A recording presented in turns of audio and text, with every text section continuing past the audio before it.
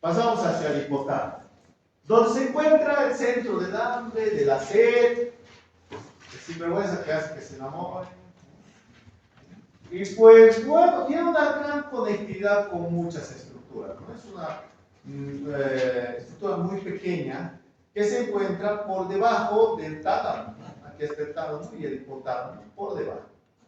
Tiene forma de cuña, eso es lo más característico de esta estructura, más o menos 4 gramos de su peso, ¿no?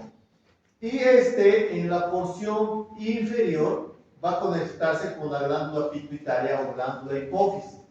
A través de esta estructura en forma de embudo, de ahí proviene la denominación de infundíbulo, que distalmente, es en la parte más inferior, se encuentran dos masas ovoideas que corresponden a la glándula pituitaria o hipófisis. La anterior se llama adenohipófisis y la posterior neurohipófisis, ¿no? Que los vamos a escribir así. En cuanto a aspectos generales, ¿no?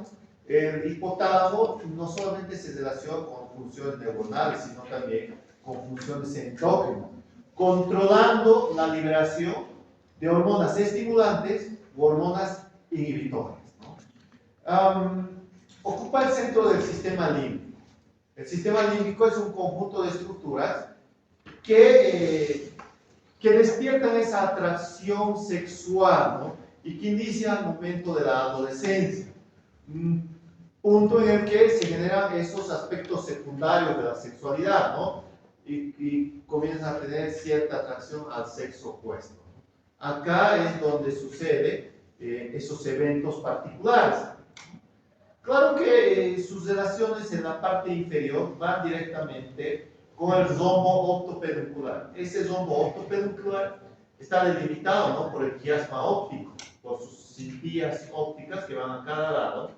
Y en la parte posterior, con los cuerpos mamilares, hay un conjunto de estructuras en esa porción central y precisamente una de ellas corresponde a esta, ¿no? De acuerdo a las capas, podemos distinguir 3 capas en el hipotálamo. Perdón, en el hipotálamo.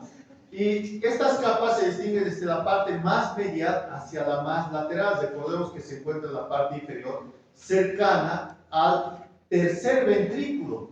Así que la porción más cercana a ella se va a llamar capa paraventricular. A medida que se va alejando la capa hipotalámica propiamente dicha y la más lateral. Con fines exclusivamente descriptivos, es que existen algunos núcleos que se encuentran alejados de la capa ventricular, pero que pueden caer dentro de la misma, como es el núcleo supraóptico, el quiasmático, etcétera, que en un momento lo vamos a señalar. Y en la porción hipotalámica existen núcleos mediales y laterales, relacionados con el hambre, la ansiedad o la sed. La porción lateral se ve relacionada con funciones autónomas, ¿no? Simpáticas y parasimpáticas. En ese entendido es que si nosotros vemos anteriormente, para recordar el zombo optopeduncular, que es esta, delimitada además por los pedúnculos mesencefálicos, contiene esta estructura central que es la eminencia media, ¿no? Y estas de aquí, los cuerpos mamilares. En la disección no es una estructura tan grande como el tálamo, que lo tenemos acá, no es tan grande. Es una estructura muchísimo más pequeña. Acá, como pueden observar, pareciera como una cuña entre el tálamo y el mesencéfalo. Es como si alguien hubiese introducido, de ahí viene la denominación de hipotálamo. Tiene esta forma de cuña. Integra, ya hemos dicho, el sistema nervioso autónomo con las funciones endócrinas. Ahora, tiene una gran cantidad de núcleos, ¿no? Estos núcleos se dividen en núcleos anteriores, posteriores, mediales, dorsales. Ahí está. ¿Cuáles son los anteriores? Estos que corresponden al nivel de la glándula hipófisis, todo este conjunto son los núcleos anteriores, que se dividen en dos, dorsales y ventrales. Estos núcleos ventrales a su vez se dividen en núcleos ventromediales, aquello que está más en la porción profunda, y que se relacionan con estos otros núcleos que corresponden al cuerpo mamilar. ya no se llamará cuerpo mamilar, se llama núcleos mamilares. Adyacente o infraadyacente al mismo encontramos los núcleos del fascículo, ¿no?, que va a iniciarse aquí como los tuberomamilares, y más abajo los núcleos del infundíbulo o núcleos arqueados. En el dorso tenemos los dorsomediales, y aquí está el ventromedial, este será el dorso mediano, y los núcleos correspondientes a la parte posterior, ¿no? ¿Cuáles son ellos? Corresponden a los cercanos al ventrículo cerebral tercero, ¿no?, los paraventriculares, aquel núcleo que se encuentra sobre la región óptica del quiasma óptico, preóptico, y también las supraquiasmáticas, ¿no? Estos núcleos interactúan conforme se tenga una estimulación visual, es decir, en el día van a tener una participación y en la noche otra participación. De forma de que durante el día se libera algún tipo de neurotransmisor o hormona muy distinta a la cual se libera en la noche. Esta es la división de los núcleos en el diagrama, solo para fines representativos, ¿no? Se pueden observar los cuerpos mamilares con su núcleo mamilar, ¿no? Acá adelante tenemos los núcleos anteriores, preóptico, ¿no?, y supraquiasmático. Luego los dorsales mediales y ventrales mediales. ¿De dónde recibe información? Recibe información de la sangre, recibe información del líquido cefalorraquídeo y recibe información también de otras neuronas. Por lo tanto, guarda una abundante conexión. Gracias al hipotálamo nosotros podemos saber si existe alguna alteración en nuestra presión arterial, en nuestro raciocinio, como en nuestra conciencia, y también aquella información que proviene de otras regiones, ¿no? Fernandito, papito, ¿estás no sueño?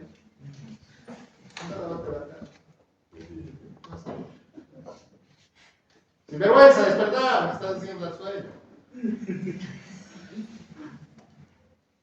Existen 9 conexiones aferentes y 4 conexiones eferentes, ¿no?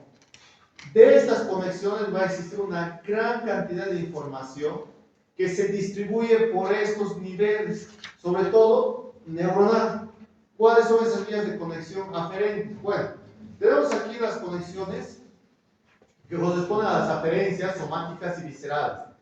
Somáticas en el entendido de que pueden ser sensitivas como motor. Viscerales también, que pueden ser sensitivas o motor.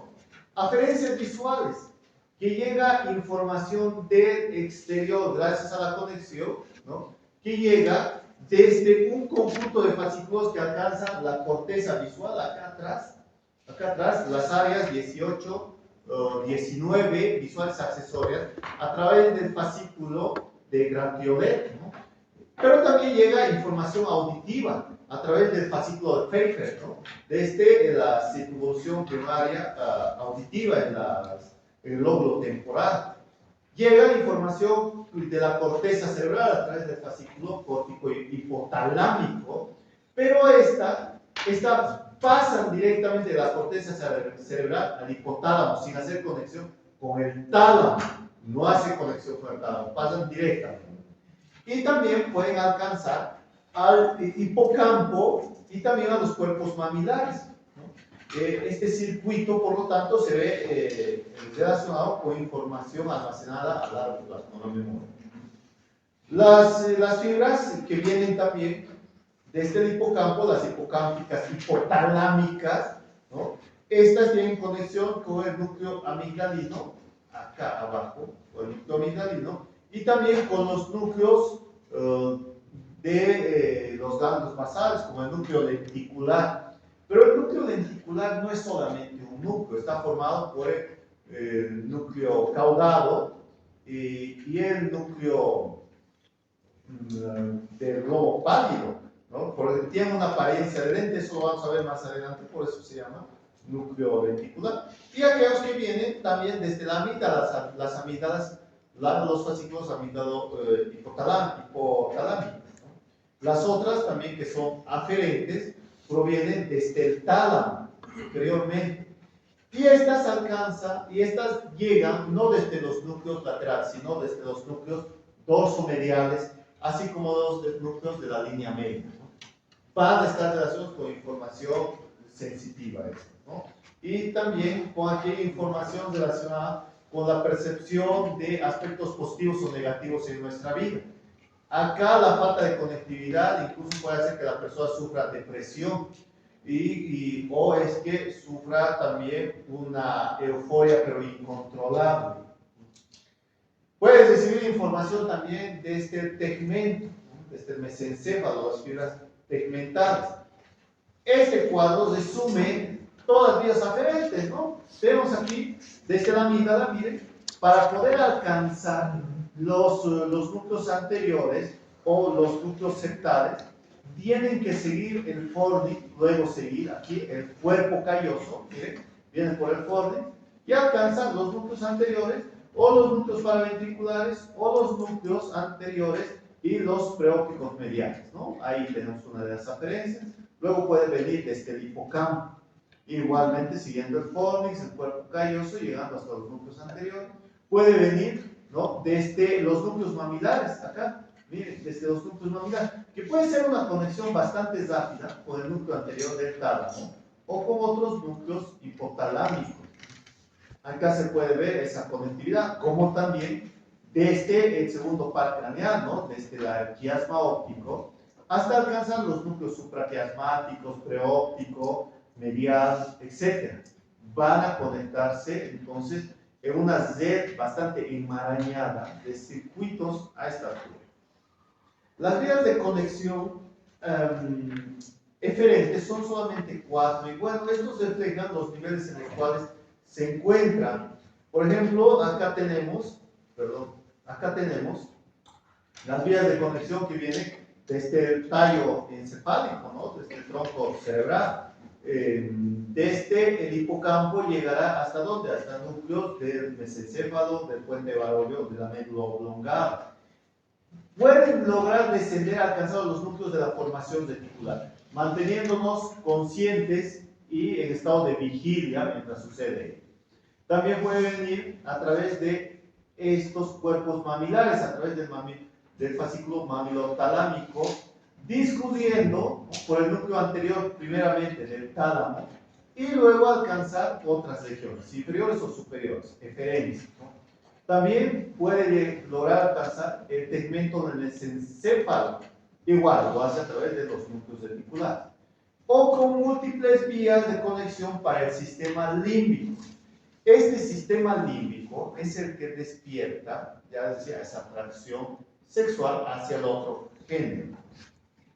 Bueno, en algunos casos hacia el mismo género,